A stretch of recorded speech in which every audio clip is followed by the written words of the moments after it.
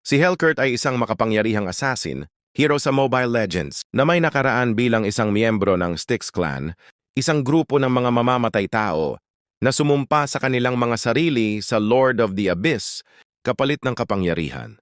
Ipinanganak na may stigma ng pagtataksil.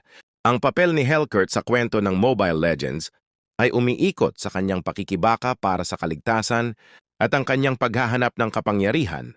Kasaysayan ni Hellcurt, ipinanganak sa kadiliman ng Abyss.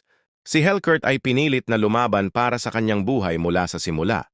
Siya ay naging bahagi ng tribunal, isang grupo na nagpapasya sa buhay at kamatayan ng mga traidor sa Lord of the Abyss. Nakagawa siya ng isang pangalan para sa kanyang sarili bilang isang walang awa na mamamatay tao. Ngunit siya rin ay nagdusa sa ilalim ng kontrol ng Lord of the Abyss. Sa huli, si Hellcurt ay nagpasya na mag-alsa laban sa Lord of the Abyss at siya mismo ang nagwakas sa buhay nito. Nagkawadagyan na karya. Si Hellcurt ay may kakayahang maglaho sa mga anino at umatake ng hindi inaasahan. Mayroon siyang mga stinger na maaaring magdulot ng pinsala sa kanyang mga kalaban. Ang kanyang ultimate ability, Dark Night Falls, ay nagbibigay sa kanya ng kakayahang magsumon ng kadiliman na nagbibigay sa kanya ng dagdag na bilis at pinsala habang ginagawa ang kanyang mga kalaban na hindi makakita ng kanilang mga kakampi.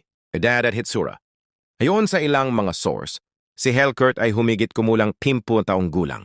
Siya ay inilalarawan bilang isang maliit na nilalang na may mga katangian ng isang pusa at isang alupihan na may kakayahang mag-crawl at mag-teleporta. Okay, just follow my channel and share para sa iba pang kaalaman. Thank you and good day.